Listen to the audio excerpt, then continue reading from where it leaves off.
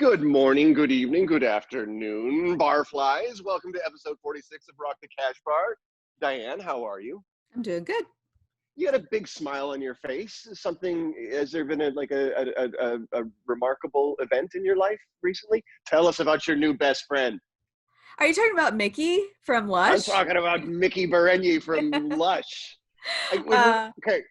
When we first started this, I kind of my brain can go into like arrogant fantasy land, and I was honestly thinking like what if we end up actually having to talk to or interact with one of these people that we're doing an episode on, and right. It happened. Mickey Berenyi retweeted our episode.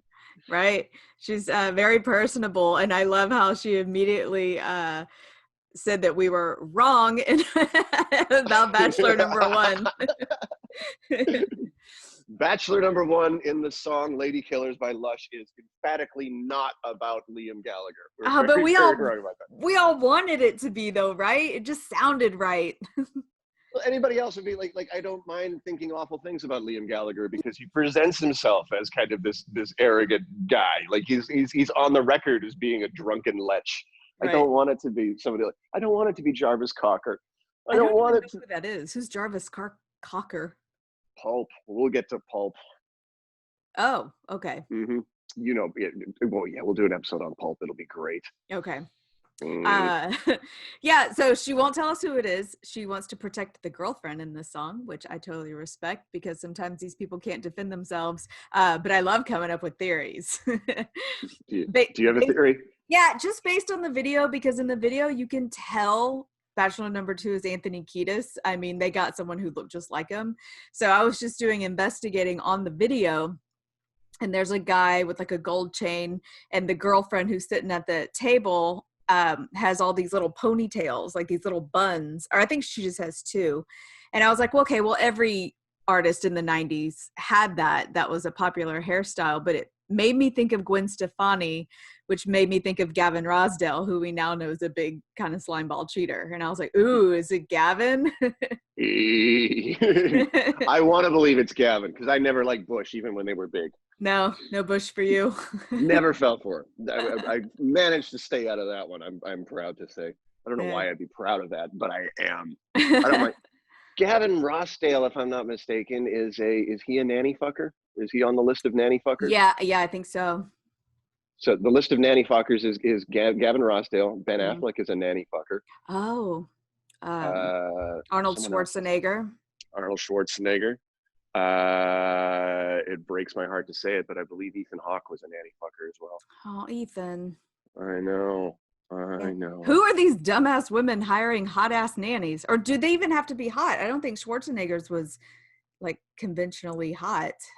No, I don't think so either. I think probably what happened, I mean, I think it's probably just like watching a lady take care of your family and take care of your child. It just blurs the lines, I think.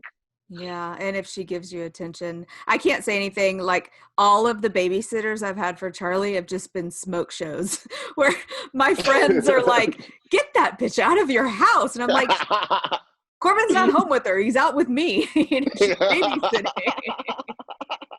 One of them like went off to be a cheerleader at OU. I mean, they're all really hot. I'm fine. Oh.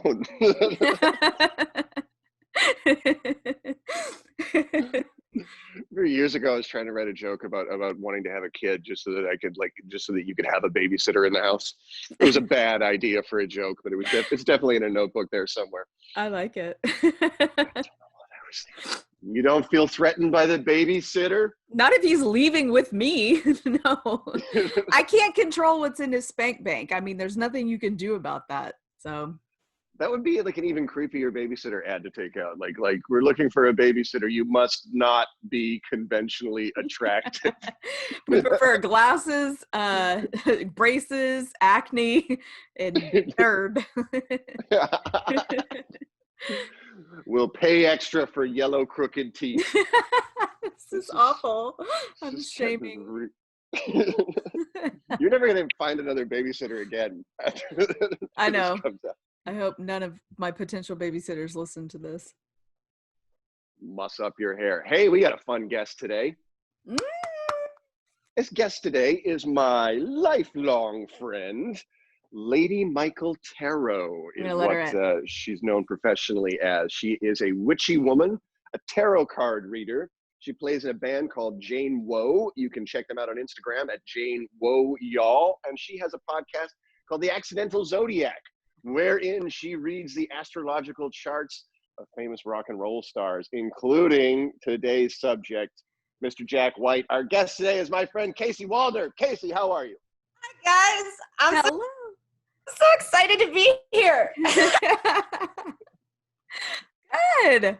Gosh, I was trying to rehearse while I was in the waiting room, in the Zoom waiting room. I was trying to get prepped, so I prepped myself.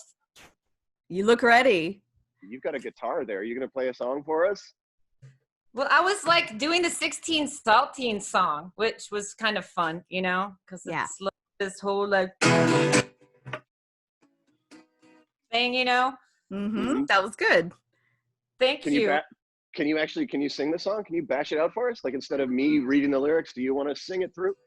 She's got circus on her locker, and our boy's name is their magic marker. I'm hungry and the hunger will linger. I've got 16 saltine crackers, then I lick my fingers. Very nice. Very nice. You know, I was like, let's give him a show. Give him some music. It's a music thing we're doing here today. Casey, why did you pick? I mean, we gave you 3 songs to have the Patreon members to vote on, but why was this one of them? Probably because it's the most dramatic, emo, accurate, vengeful, like interpretation of having felt like somebody has captured your emotions and you're fucked.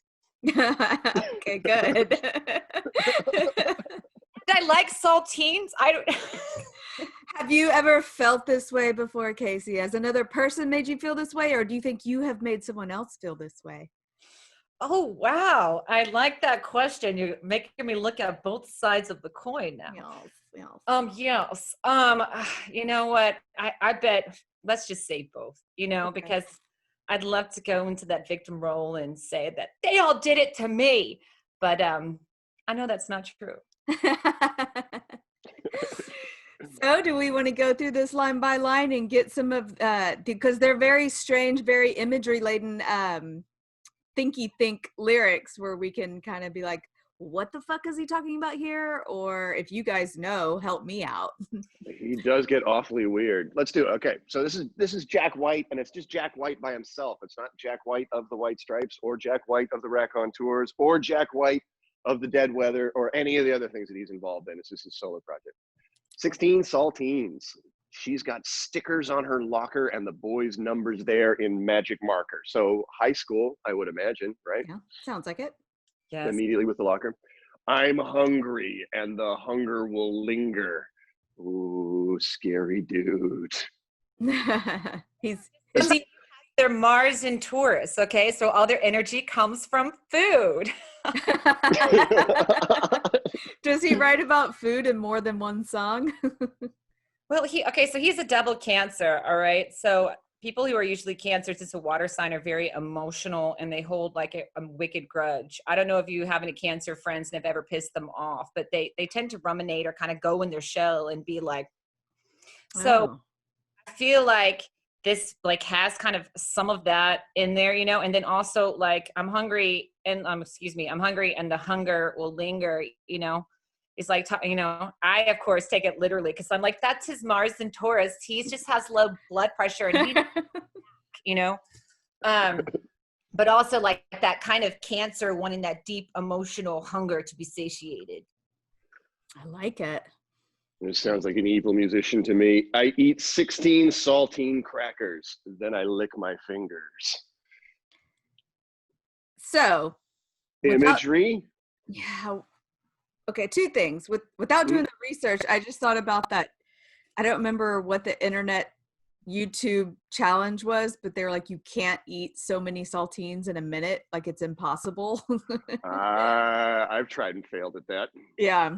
But then doing the research, finding out that his daughter once wanted a snack, and he's like, what do you want? And she said, I want 16 saltine crackers. And he's like, you'll have 3. So Oh, wow. I think part of that was the reason for this line. I think sometimes artists just have fun throwing in stuff, you know. I like to do the deep dive because I do a lot of occult studies, you know, with my trade. Uh-huh. Mm-hmm. I think, oh my gosh, it's 16. It's the Tower card that goes back to his Mars and Taurus. It's 16. It's the Magician and the Lovers card together. It's 16. It's 1 + 6, which is 7, which is the Chariot moving forward. And also the fact that he's the 7th son in his family. That's what he means by that line. Okay, good to know. And then Jack White is sitting there like, no, my daughter just has a very undeveloped palate. Exactly. You know, welcome to my world where I look into everything. I hope Jack White hears this episode.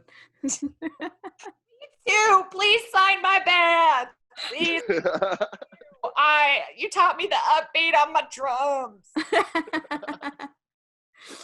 Well, every morning I deliver the news. Black hat, white shoes, and I'm red all over. The white stripes, of course, pretty famously, red, black, and white all the time.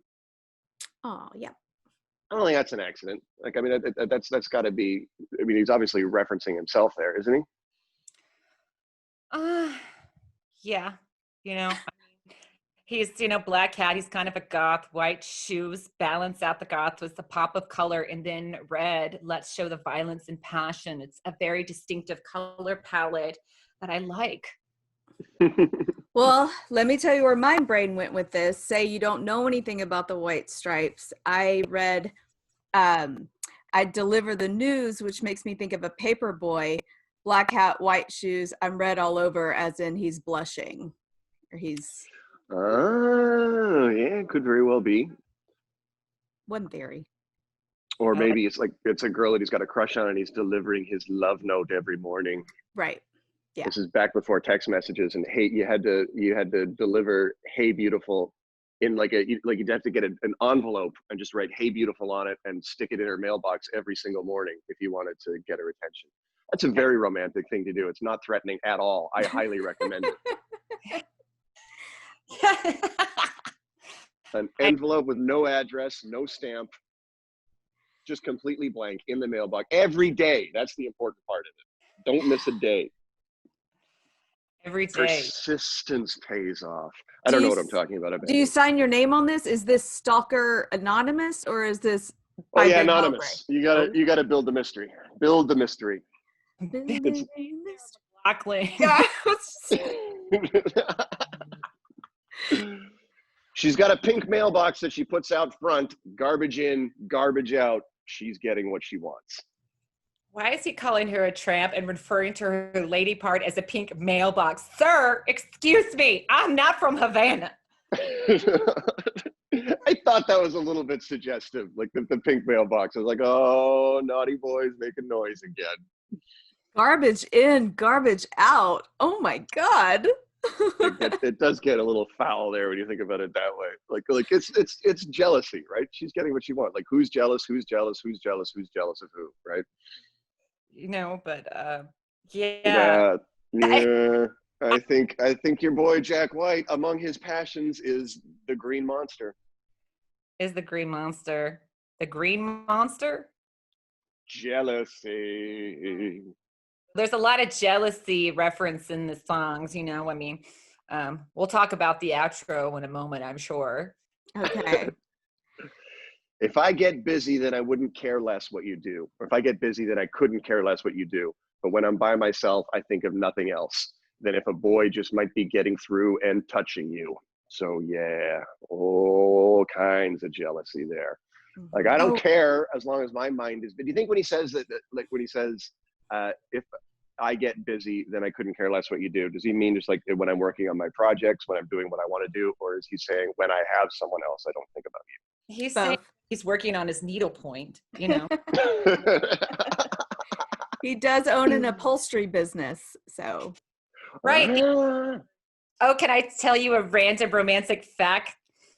Yes. research that like when he was at, he worked for the, upholstery company, but he would write poetry inside like the furniture before it was upholstered. That's amazing. Oh. I love when people do stuff like that. Snaky. But Do you imagine that people were like ripping apart couches and chairs in Detroit, like in the early 2000s? Like once that story came out, like, do I have the Jack White armoire? Not an armoire. What's the word I'm looking for? we're taking their furniture to the streets, ripping it apart, trying to find that Jack White poetry, being like, I could sell this on eBay. Shit. Exactly. I need my couch reupholstered, so I might do this. I might send it to his and then rip it apart and waste all of his hard work. I'm just kidding. I wouldn't. How scary would it be if he'd never been famous and you were just like, you just were reupholstering your couch and you just found that somebody had written 7 Nation Army on the underside? You're like, what does it mean? Oh God. I like it. Couch. Then I like it how you're working the stalker angle. You're like, what if you found a piece of mail in your mailbox every day that said, hey, beautiful, with like a red slash through it every day? What if you ripped apart your couch and you sold white strap lyrics and all of your furniture was laid in all of these other lyrics on it because you ripped it apart? We're seeing your brain, Ben. We're seeing it. I want to see where your brain goes with this next line.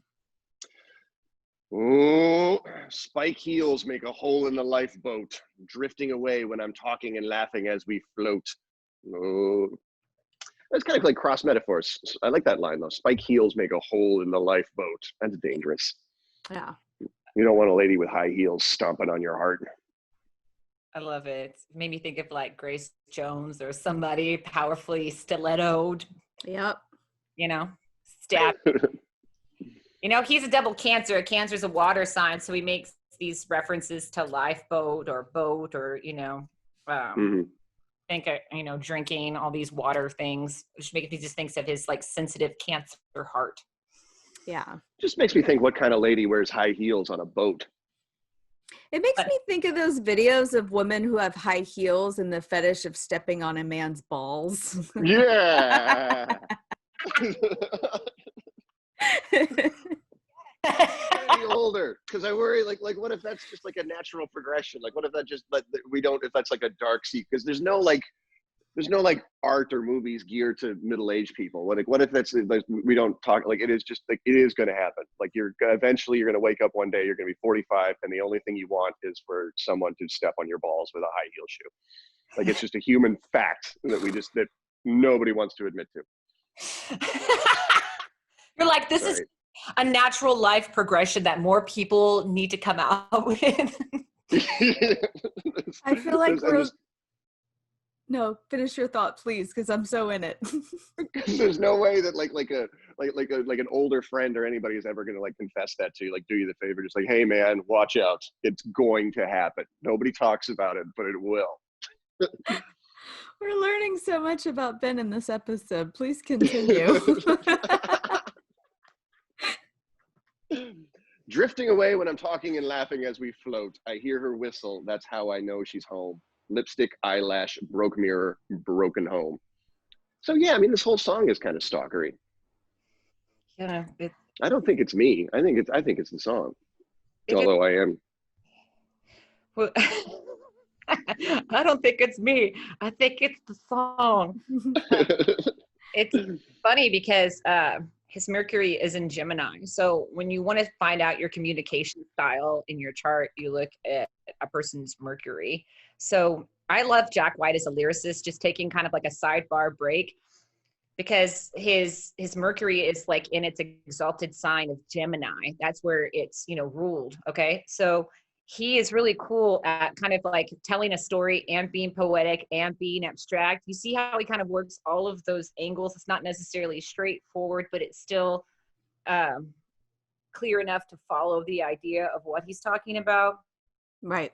I love that. And so I just love stuff like that where, he's using a lot of color. He's using a lot of imagery, like lipstick, eyelash, broken mirror, broken home, you know, and the way that he delivers these lyrics are cool too. Like, I really like his delivery. He kind of talks, you know, so it's kind of like he's ranting, but he's doing it in this really cool way.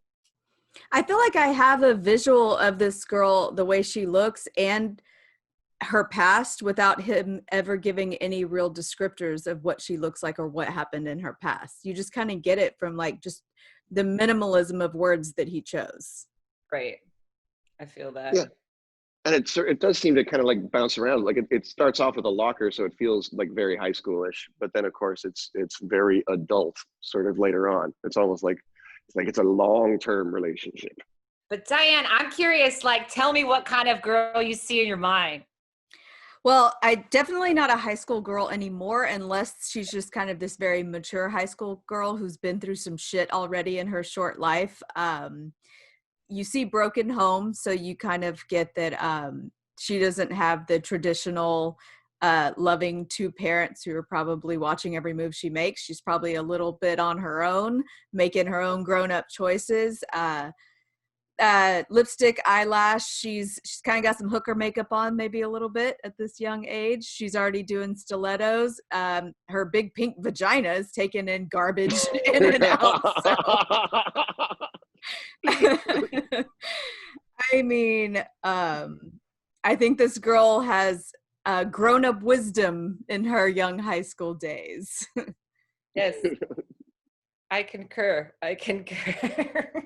Yeah, and she's hot and she's intriguing, and Jack wants some, and he wants to harness this, but I think he just knows this is not the girl you pin down. No, which makes it all the more alluring, right? Mm-hmm. Because it's all about the chase. Yes. Force-fed, forced meds till I drop dead. He's on the pills. You can't defeat her. When you meet her, you'll get what I said. The Lord knows there's a method to her madness, but the Lord's joke is a boat in a sea of sadness. He's back on the boat again and back on the meds.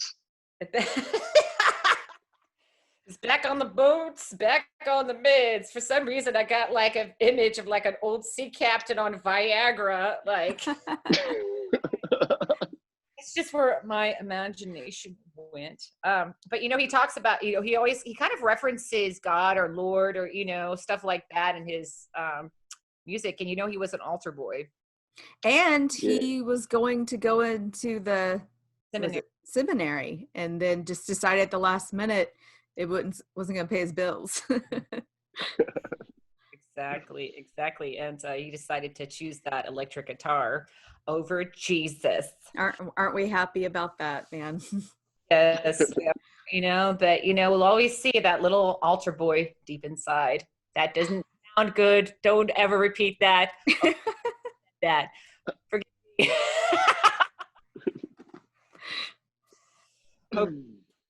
Okay, I want to see what you have, because Ben, some of your lyrics are different than mine. Of course, we're getting them offline. What does this next line say in your lyrics? She doesn't know, but when she's gone, I sit and drink her perfume. Okay, it's not a misheard song lyric. What I have off the internet is, she doesn't know, but when she's gone, I sit and drink up a few. And I was like, I heard drink her perfume. Yes, I love that line. I'm like, yeah, drink my perfume. Yeah, I think it's way more interesting if it's drink your perfume. Like a guy sitting around drinking over a lady is not nearly as interesting as a guy drinking her perfume. No. And it reminds me of my all-time favorite movie, The Color Purple, when those guys are in the juke joint watching Suge Avery sing, and he's like, girl, I drink your bath water. Exactly. Girl wants a guy like huffing her shirt to like get high on her perfume. Drinking it is next level. Yeah. I kind of a level above that. I read a story on like social media years ago about a guy I used to know who was fighting with his wife. They were kind of estranged, and so he went over to her house, and as they're fighting, he just went into her jewel box and just started swallowing her earrings, like swallowing the jewelry that he'd given her. It was like literally just eating it. Like it's the most insane thing I think I'd ever heard. And I wouldn't have believed it, except that it's a social media world, so there were pictures to back it up. I don't mean to be gross, but I mean, she got the jewelry back eventually, if you know what I mean. Try to be subtle about it. Those were the pictures that he posted just to verify it. I was like, that is the most disgusting thing I think I've ever read. I can't wait to share it with people. That you just got like Black Mirror on it. That's okay. Like, say that again. Sorry. Sometimes when I talk, it takes a while for your audio to kick in, so I don't want to talk over you. What did you just say? I said that's very Black Mirror, like next level revenge. Like I will take in your jewels and through my body and shit them out. Yeah, I've always wondered about that story. It's like, was that a decision that he made, like driving up to the house, like this is what I'm going to do, or was it just a spirit of the moment thing? Like the muse has moved me to eat your earrings. I cannot stand the feeling of swallowing gel-coated capsules like Advil. Jewelry is sharp. That's what I was thinking. I was thinking, how could you pass those diamonds or those hard edges? I have huge earrings. I have statement piece earrings. He's not pelican gullet like that down his gullet. It's not going to happen. And earrings have stabby needles to them. That's how they stay in your face. There's so much about it. Like I wouldn't have believed that story if I hadn't seen the photographic evidence. Okay. Kind of makes me feel like it was premeditated. I'm so sorry, audience listeners. Did he post a picture of like a turd that has jewels glistening in it, or was it like? Oh my God! Like you could hang it on the tree. Like it's. There were several pictures. There were like the pictures of it, like in the toilet, where you could certainly see that there were jewels in there. And then there was the much more gross one where there was like the rubber gloved hands breaking it apart, panning it, getting it out of the ground, as the gold miners say. Oh my gosh! Oh my God! I'm like, holy bejeweled shit log. Listen, I'm really into saving my child's teeth that he's losing, but he swallowed one of them, and I was like, never again will we see that tooth. I'm not scavenging for it. That one's gone. Gross. All right. I know. You're welcome. You're welcome. Let's finish up this song so we can get into some juice.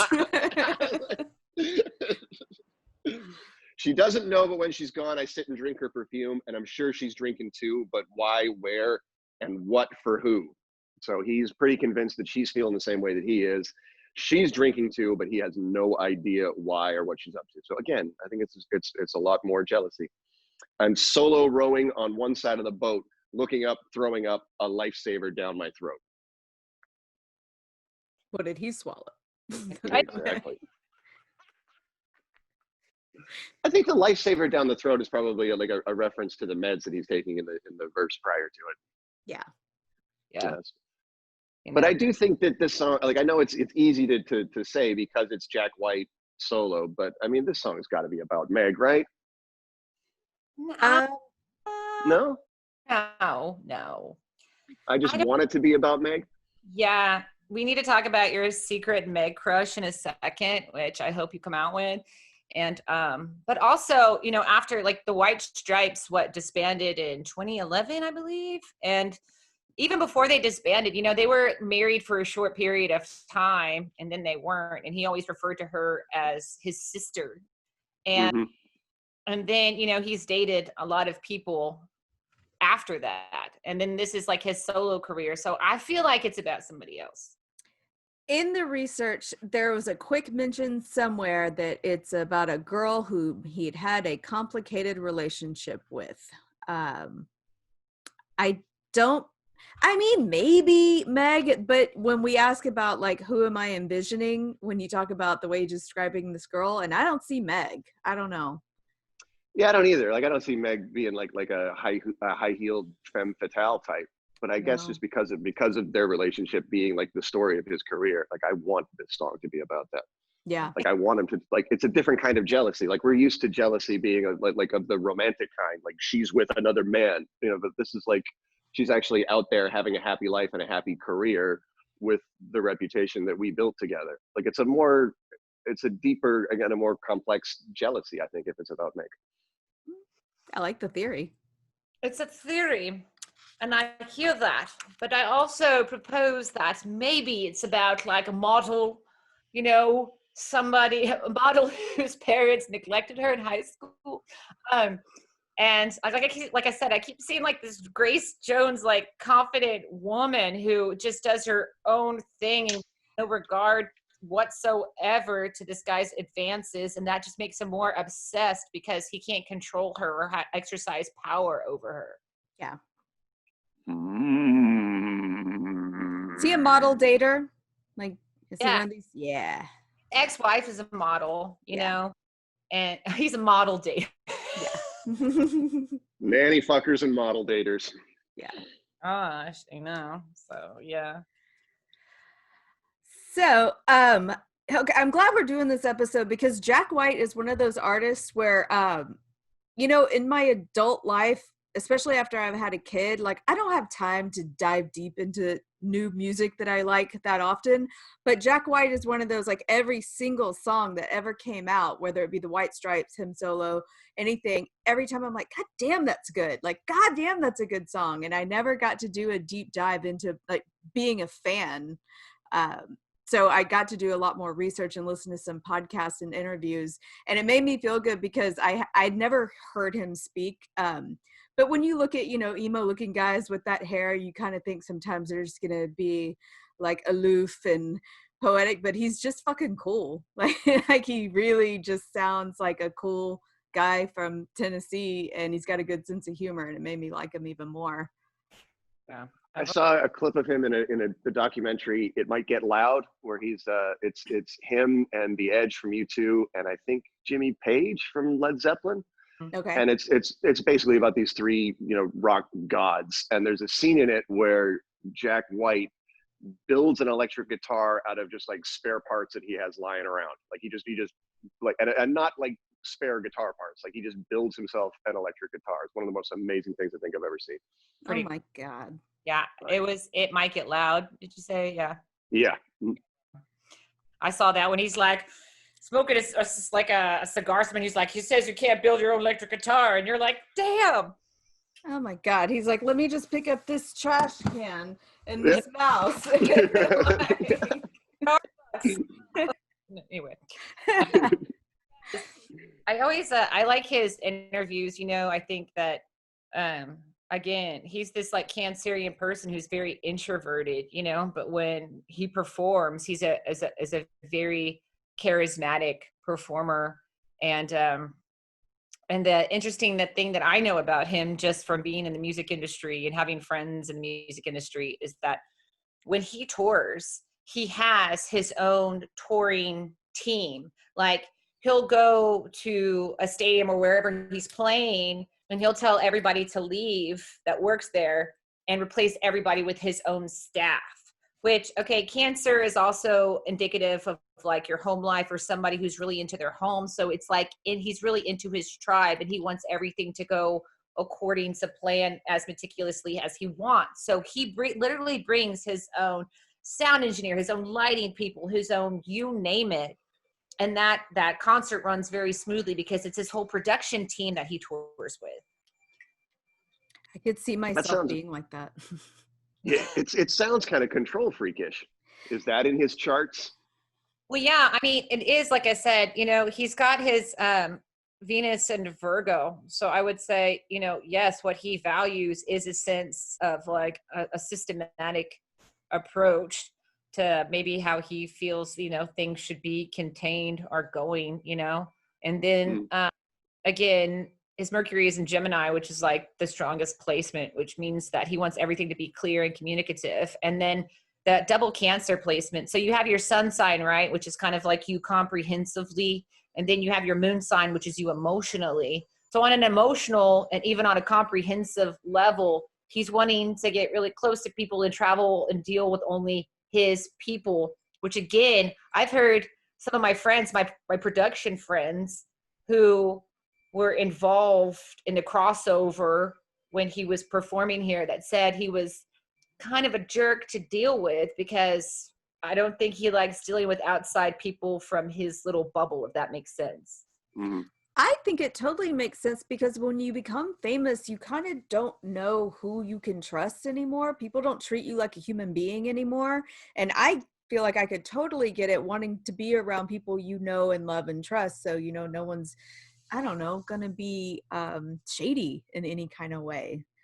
Right. You know, your Mars and your Jupiter, Diana, are both in Cancer, you know, so it's like, I see how you could feel that. Yeah. Ooh, you have Diane's charts there? Uh-oh. What is it? Because I don't know really anything about astrology. So let's start at the beginning. Like you've done Diane's charts, right? Uh-oh. Yes. What does that mean? How does that start? It's a chart, and it's called casting a chart. So I find out her date of birth, her time of birth, and exactly where she was. And so I can see where the planets were. It's kind of like if you were looking down on Earth, you can see exactly where the planets were at the exact moment that she was born, okay? So there's a thing called the house system, which is kind of serves as the stage.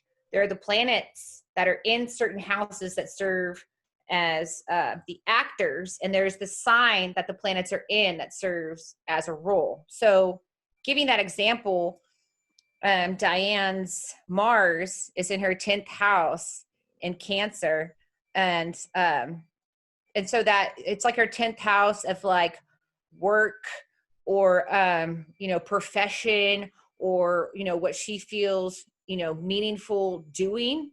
So I would say that, you know, you get a lot of energy from being part of a family, or get a lot of energy from the people that you consider family. Yeah. And also your Jupiter is on your midheaven in Cancer. So you're very expanded by your family, or, you know, like your family motivates you to expand further possibly. And people with Jupiter on their midheaven tend to be expansive like that. It's a planet of like expansion, but having it on the midheaven kind of gives us this extra oomph. So since it's in Cancer, I would say that, you know, maybe you like to have like a really, you know, you like to have your nest and have it organized and comforting and nurturing from the outside world. So very protective of your home and family environment, in contrast to the external world, you know? So you might have kind of like your persona in the outside world, but you really like being nurtured by the comforts of home, maybe. Yeah, and I think that's pretty true. And you talk about like expansive family.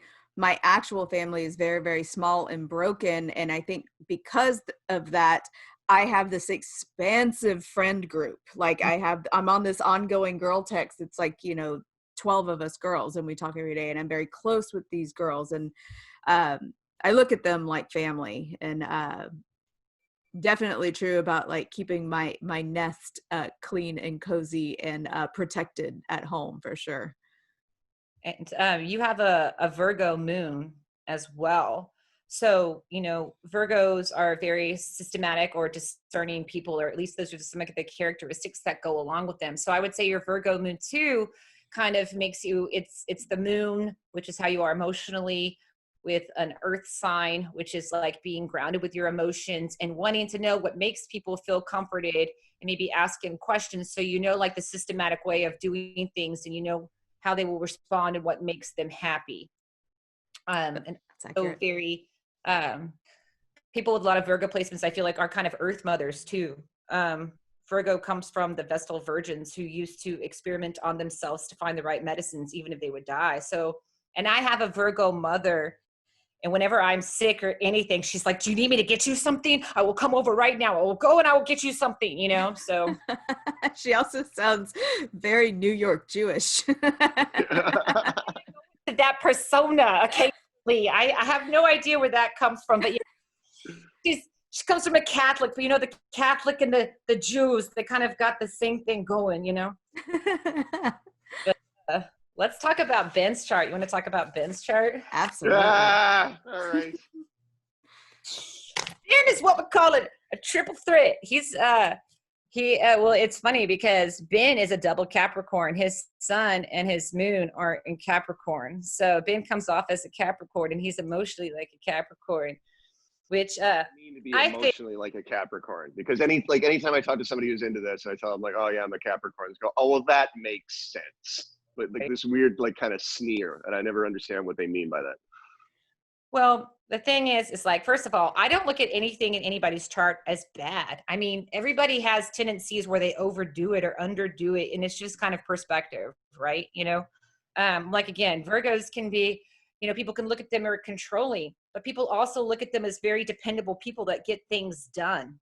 So Capricorns kind of go, it's another earth sign, and are very practical people that want to work hard. They're workhorses. They want to know the system of things. They want to know how to fix things. So their sense of logic, determination, and their worth ethic is really defined and blunt. And that's kind of what they hold, I would say, close and near and dear to them, or how they lead. Okay, I guess that sounds a little bit like me, but I don't I don't have like solutions to things. I'd like to fix things, but I don't.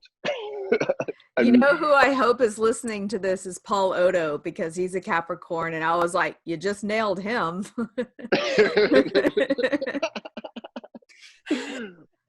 That is absolutely right. All those Capricorns out there, take a break, chill out. It's going to be okay. So like when the moon is in Capricorn, it's called in its detriment, which I know it doesn't sound pretty. It's just kind of like contrasting elements. The moon wants to be watery and free. And Capricorn, like I said, wants to be systematic. The Capricorn is looked at as this water goat unicorn, and which I think is amazing, because who doesn't want to be like a mermaid goat unicorn? Am I right? I want to be a mermaid goat unicorn. That sounds ugly. I'm just saying visually. I know. And I'm going to say, and we didn't talk about your sun sign, Dianne, but you're a Libra, and you're also a Libra rising. You got double Libra. So that's why your hair's got the nice curl, girl, and you got the lights in the background, because you like things to look nice. I do. I love Libras. And you got a certain level of chill kicking for you, where you're like, no, that's not going to get me mad. No. Until it does, motherfucker. But yeah, I'll talk to Corbin about that one. That Cancer comes out of its shell, and the pinchers are like, but the funny thing is, Ben, with you, your Venus is in Pisces, so you've got like this kind of, you know, gruff Capricorn exterior, but your Venus is in Pisces, the most dreamy, romantic. There's Ben. No, now we get to the bottom of it.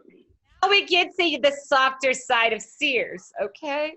So in people's chart, there's like certain elements that kind of balance each other out, or kind of work together to make them function, you know? So it's not like you're just a Capricorn and have a nice life. It's more like, oh, you're a Capricorn and maybe you're emotionally like a Capricorn, but Ben is a Gemini rising. So your rising sign is how you come off. And Ben is also one of the people that I will call and talk to on the phone, because Geminis like to gab. They like to talk. So Ben is a Gemini rising and I'm a Gemini moon. So when we get on the phone, I'm like, hey, what are you doing? Tell me everything. Tell me something about your life. Tell me a story. And he's like, okay. And we just talk. Right? Then Dianne, again, you're a Libra. Libras love talking too, because Gemini and Libras are air signs, and air signs are all about ideas. So Geminis and Libras get along because it's like, hey, let's have a meaningful conversation, or let's spark some ideas, you know, like, what do you want to talk about? And the fact that y'all are both air signs and comedians, that makes a lot of sense, right? Or I can see how that is there when you have those air placements. Yeah, it makes sense. When I told Ben, like, do you want to start a podcast where we talk about music? And he's like, absolutely. And we did it within a week. Absolutely. I don't know a damn thing about music. Let's do it. Let's talk. You guys have been kicking ass. How many episodes have you done? This is 46. Yeah. That is so badass. Way to rock the pandemic, y'all. I know. I'm so glad. I mean, we came up with this idea right before it happened, and I'm so glad that we already had the wheels in motion. And I was like, great, we have something to do. Right, exactly. And y'all have been doing it a lot, and that's awesome, because consistency, you know, like, it's interesting how this hit us, and like watching it from an astrological viewpoint has been very interesting as well, to see, you know, kind of how people have used this energy and what they've made out of it. Yeah. And the stress that goes along with it. Have you been, like, obviously you do tarot card readings professionally. Have you had people reaching out to you because anxiety, the emotional stress of 2020? Well, most definitely. You know, I mean, the tarot and astrology I use just as tools to um, assist people or collaborate them in what it is that they need in that moment to address and to look at it through an astrological or a tarot lens. The astrology part of it is great because just like I did with you guys, you can kind of relate and I can say these things and I'm not necessarily trying to label you as much as I'm talking about it. And you're chiming in and you're telling me, yeah, I can relate, you know, like, yes, I've got sisterhood with my girlfriends. Cancer is a feminine sign too. And of course, Cancer doesn't have to do with just family. It has to do with that family, that deep bond that you like having with people, you know? So just saying something like that and proposing these ideas motivates people to start talking about themselves and comparing this information to their lives. And with the tarot, everything is very pictorial. So again, it helps people relate things to the picture or the imagery or me describing the card. So what I do, I consider just, I call it present moment readings because I don't want to encourage people dwelling on the past or the future, which a lot of people think tarot is like, I'm going to tell them what to do. And I'm like, no, honey, you have your own free will. And I'm just this person who has studied this and I'm trying to be present with you to help you come to some conclusions about what you need to do going into the future. Does that make sense? It's pattern recognition and a jumping off point to talk about. It's not like these are set in stone. It's not like on the date you were born at this exact date, this exact time, in this exact place, and it's all your fate was right. I'm having trouble confused. Right. Well, you know, and it's interesting because, you know, when the more you study astrology, the more you can see really specific things in your chart to where it's spooky, or you study the transits, and the transits just mean where the planets are in comparison to your natal chart. So I can tell people like, hey, I see these planets are going through like, you know, your career right now. Do you feel challenged in your career? You know, and they'll be like, yes. And then we can talk about some things surrounding that might, again, give them context clues to their proclivities or their character that might have to do with that, and just give them a different lens to see things through so they can start making decisions that are different or maybe deviate from the norm so they can be the change that they want to see within themselves. Yes. It's very, and my practice is very Jungian about raising subconscious messages to your consciousness to use what's called the super consciousness, like being conscious of your subconscious stuff so you can consciously go, you know, forward. And very much to what you said, pattern recognition. Crazy stuff, witchy woman. Are you going to do one? Like, yeah, how does this work? I've never had this done. Like, do you do like us as a group? Do you do one-on-one? Like, what is it? What is this? So pull some cards for Dianne. Meditation. We're going to take the light in and no, I'm just kidding. We don't have to do that, but I do that sometimes. Well, at first I kind of want to warm us up with a tarot game, if that's cool. Okay. Yeah. How much time do we have? How are we doing on time? We're fine. It's our podcast. We can go as long as we want. Heck yeah, we ain't got no rest. Well, I'm going to play kind of a game with you real quick to kind of warm up our minds and kind of give you an idea of what it is that I do, because I also like to have fun with it. I do a podcast with my friend, C.V. Henriette from Art of the Zodiac, called Accidental Zodiac. And what we like to do is we like to make tarot and astrology very accessible and fun, because it's kind of scary when you're like, tell me something about my life. Go, you know, which I get approached by a lot. So anyway, I digress. This is a fun tarot game we're going to play to warm up. All right. It's going to be quick. It's going to be fun. I'm going to show you a picture of a tarot card and just tell me immediately what you think from looking at the picture. Make it as non sequitur as you want. I'll start, then I'll go to Dianne, and then it'll go to Ben. Okay. And we're all going to say one thing that we think about the card when we see the card. Okay. So I'll pull a card for me, then I'll pull a card for Dianne, and I'll pull a card for Ben. So my card is this, like, how long am I going to have to wait until these mushrooms kick in? Man. I can't see what that guy's doing in the back. Oh, is that like a dead guy on a horse? Yes. Oh God, what is taking so long for this pandemic to end? Perfect.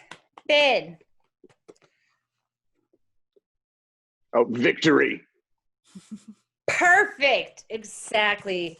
How long am I have to wait for these mushrooms to kick in? When is this pandemic going to end? Victory. Beautiful. We just made a beautiful line of tarot poetry. Are you ready for the next one? Yes. And we told a story in 3 acts. Love will tear us apart again. Okay. Dianne. Oh, where's the party? I'm ready. Bid. Oh, loneliness. That's loneliness and power. Yes, loneliness. Loneliness and power. I love it because it's the justice card. All right, cool. So you guys did really good. You want to play one more round before we go? Good. Sure. Y'all are doing a fabulous job. Fabulous job. All right, ready?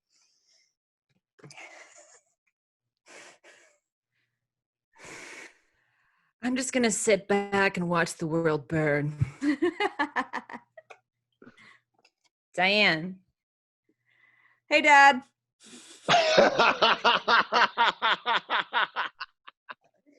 It was totally like the devil card. That was nourishment.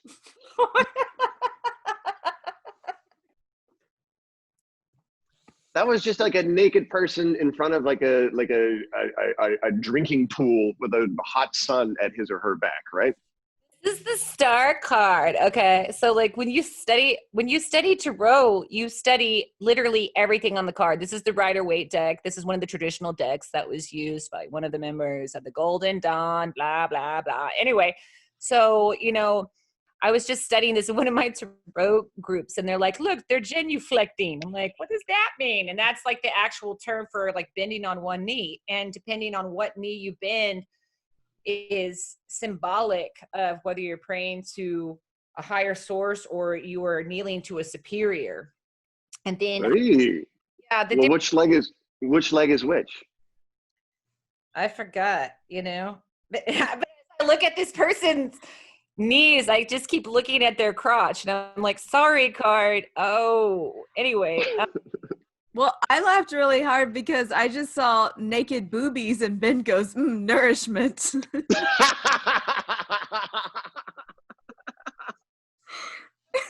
Oh, God, I hope that's not what was going on. It was more about the drinking of the water, I swear.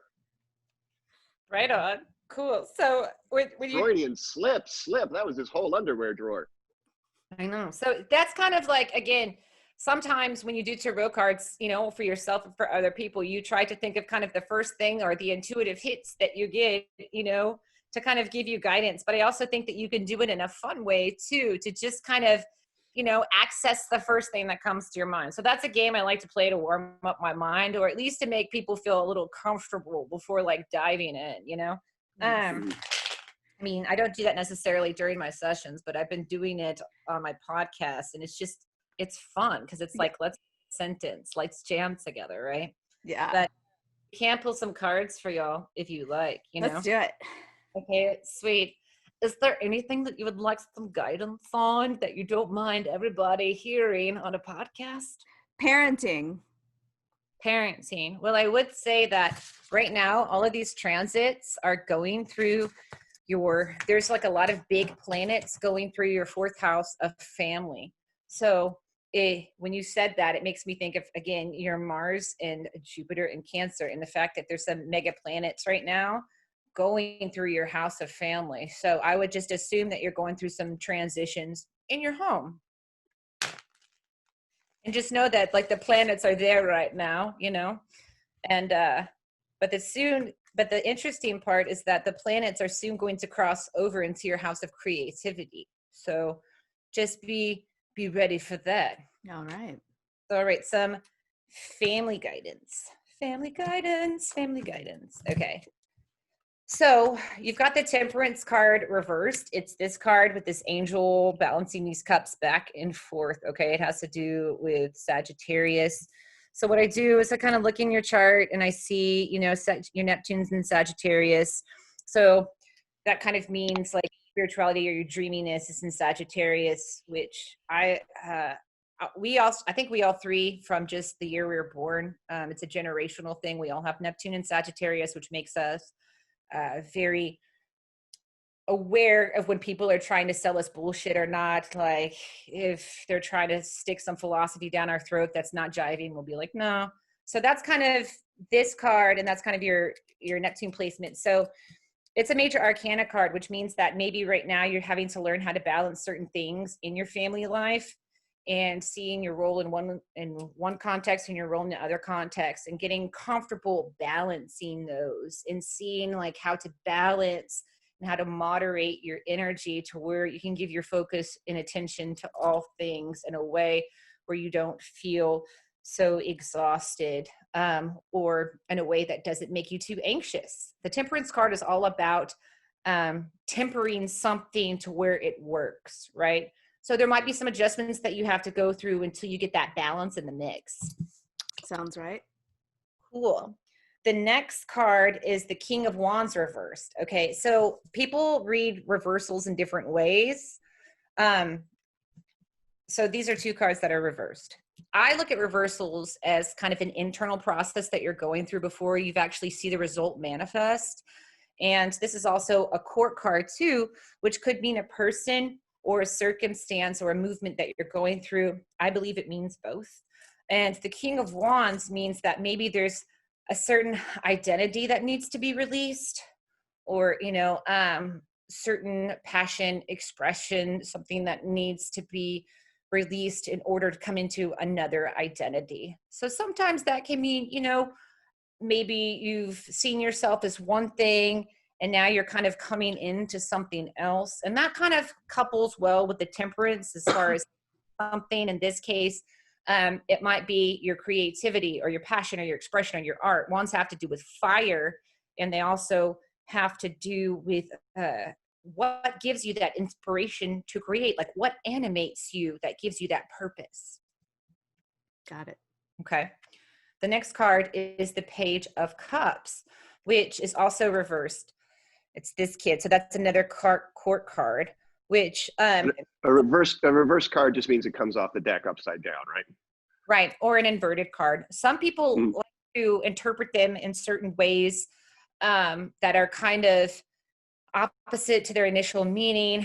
I like to go the route of thinking that it's more of an introverted process. So the Page of Cups usually means, you know, a younger person is involved, you know. It could, so you're talking about, you know, like a family, you know, it could be the father and the child. It could be, you know, finding that inner purpose or that inner sense of awareness with emotion around that younger person. But it also could mean like really seeing the emotional stuff that's coming up.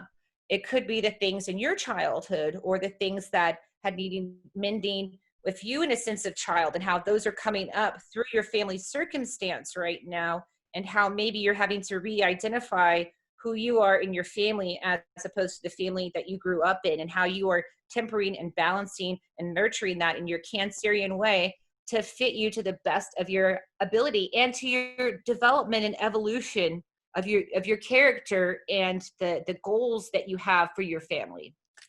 What's funny too is my maiden name is Cups, so I just like Page of Cups. I love that.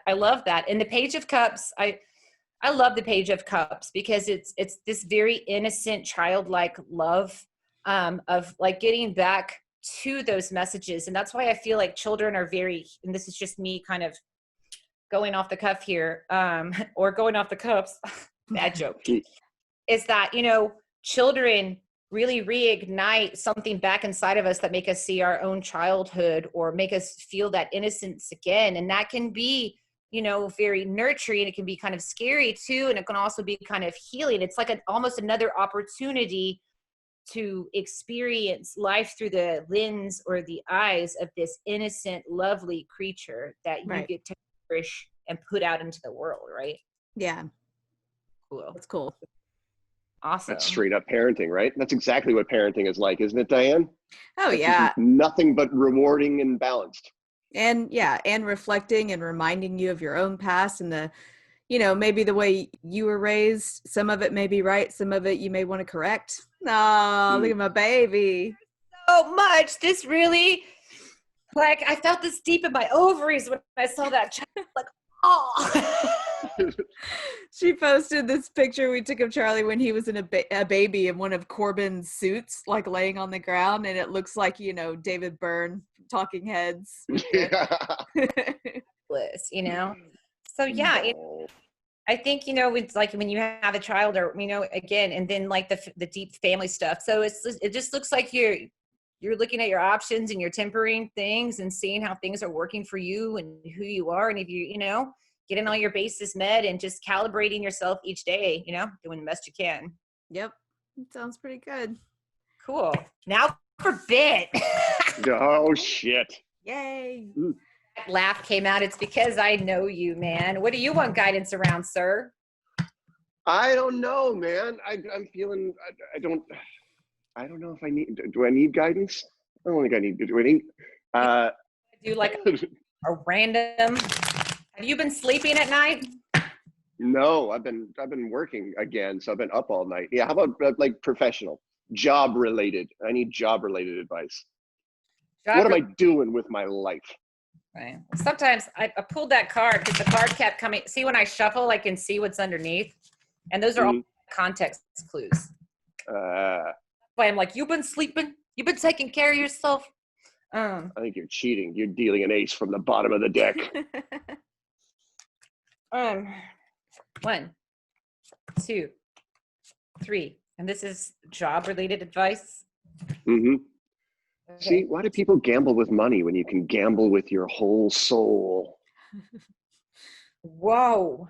I don't know. I think there was a lot that came to me, and I'm gonna park that in another place, and then I'm gonna talk. All right.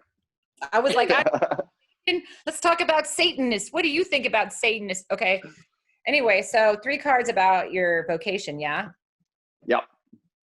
And of course, like your Venus is in your house of vocation. So how you find value is very much like in your house of work. Okay, so let's start off there. All right.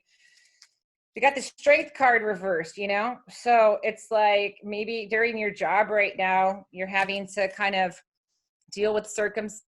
I mean, this is kind of like saying the obvious, but deal with circumstances that are kind of triggering or unsettling, but you're going to have to keep, you know, moving along, obviously, to endure them, even though they are kind of triggering and anxiety inducing. You know, like when the strength card is reversed, sometimes I think of anxiety because it's Leo, and Leo is fire element. And so sometimes, you know, I mean, of course it's going to be anxious at work with like masks and serving dreams there, I imagine. And a lot of times, getting people drunk can be scary sometimes.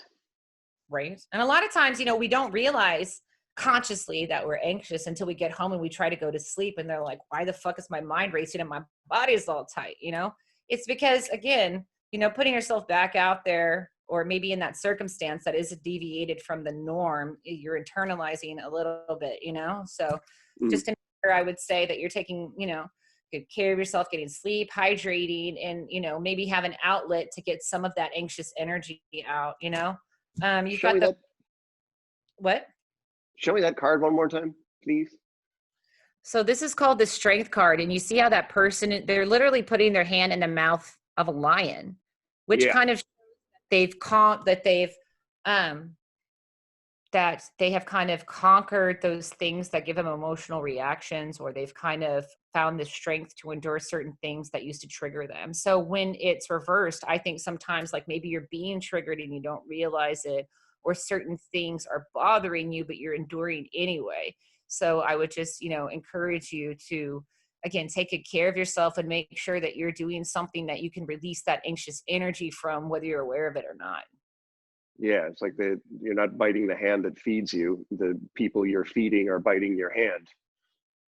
Yeah, that's definitely a way to look at it. You've got the 4 of Cups, which is a Cancer card, and it's reversed too. So it means that maybe, you know, again, that you're trying to emotionally connect. Cancer kind of takes up like your first and second house. So it might mean too that, to see about how you connect with your family or the people that you're close with, and maybe that you're looking more into that as a place of solace and comfort right now. Okay. And then the next card is the Ace of Wands inverted. So again, I knew it was going to be the Ace of Wands inverted. This card, you got the penis card inverted. You want to talk about it? Just kidding. Okay. So, I always want to talk about my inverted penis. Oh my gosh, I could take that many different places. It makes me think I'm going to about. put it on a T-shirt. Ask me about my inverted penis. Sorry, go ahead. Well, it makes me think about how your North Node is in Leo. So that means the karma that you're going into is in Leo. So your whole life, what that means astrologically or astrologically proposes is that the karma in your life is going towards being more like a Leo, being more like a leader. You might feel like you're having to spearhead something around your family. You might feel like you're having to spearhead something around maybe your close knit group, and maybe you don't know what it looks like yet. So, I mean, it's kind of going to the family. As far as profession, it could translate as to profession as well, is that you're trying to find maybe your inspiration or your attachment to your profession, even though, again, it's in different circumstances that, are affecting you differently now. And how I think about it too is about how are you balancing or connecting to your home and work environment. So it kind of proposes that question about work and home. How are you balancing your energy in both? And how are you maintaining that middle ground? We kind of talked about Diane's card about temperance. How are you tempering this? Obviously the changes in dynamics of the family. But it seems like, again, which makes sense during a pandemic when we've all been forced to really be in our homes, right? It's kind of a similar message about how do you feel inspired or how do you feel emotional stability when things are triggering or when things are kind of inherently anxiety inducing. How do you get inspired when you can't go out and do anything inspiring? Right. And are you finding that kind of, joy or that you might be finding that through your work. It might be something where you are having the strength card reverse can mean inner strength. It can mean endurance. It can mean all kinds of different things. Of course, what I do as an astrologer and a tarot card reader is I like to marry the two mediums and think about, like I said, that Leo North Node, that maybe this is a time that you are seeing where you have to be a leader, or that, you have to show some kind of leadership or some kind of fire ignited to start something. You also look at the colors in the cards. So we've got a yellow card, which means finding the will, by a blue card to say something, by the Ace of Wands that's deeply inspiring or something that you feel passionate about. So it's interesting because it started out as a vocation card, but then it kind of talks about, I would say, the balance of your energies between home and work and how to again, temper those. Well, just to review, we've got nanny fucking, model dating, inverted penises, and leadership strategies. I think that's everything I wanted to talk about. I think we got it covered. I think we nailed it. Thank you, Casey.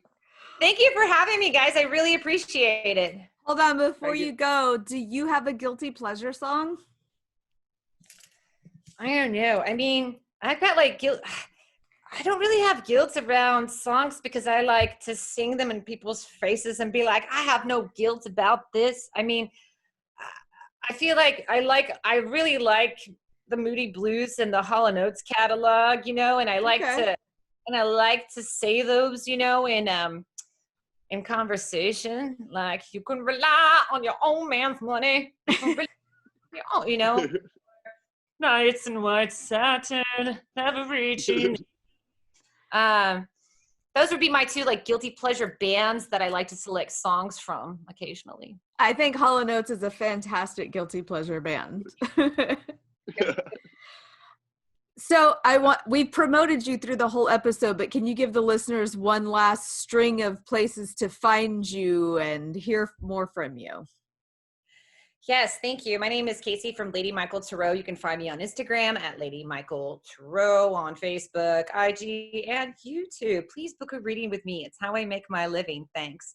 I'm also in a podcast called The Accidental Zodiac with my tight friend from Art of the Zodiac, where we riff doing tarot cards, doing astrology, talking about all kinds of people, pop icons, musicians, actors, you name it. And then I'm also in a band called JaneWoeYall. We're on Instagram as JaneWoeYall. It's a post-country bootgaze band. And that is me. Thanks for listening. And thank you for having me. This was a pleasure. This was super fun. Thank you so much for coming on.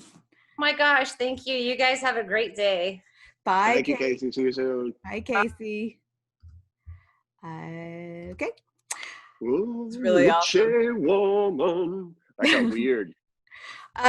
Right now, before we forget, because that went really nice and witchy and weird, but I know that Jeremy Essig did an awesome 6 Degrees of Tommy Stinson, which we will have right now. Hey friends, welcome to an abbreviated edition of 6 Degrees of Tommy Stinson, our weekly exploration of music history and trivia, where we try to connect the Replacements bass player to our featured artist, who this week is Jack White, also known as the favorite guitar player of that friend of yours who can kind of play guitar but has a really, really good job, so they've bought a bunch of guitars. Like I said, this is going to be abbreviated because I am flying around the country the next 2 weeks making albums, so I don't have time to do my usual visual gags, but that will be back next week. So, to do this quickly, we can connect Jack White to Tommy Stinson through the Rolling Stones.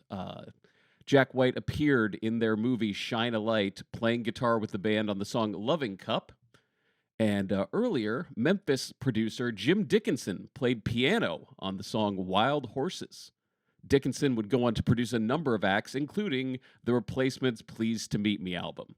So there you go, in 2 steps, Jack White to the Rolling Stones, to Jim Dickinson, to the Replacements. I'm Jeremy Essig, back to Dianne and Ben.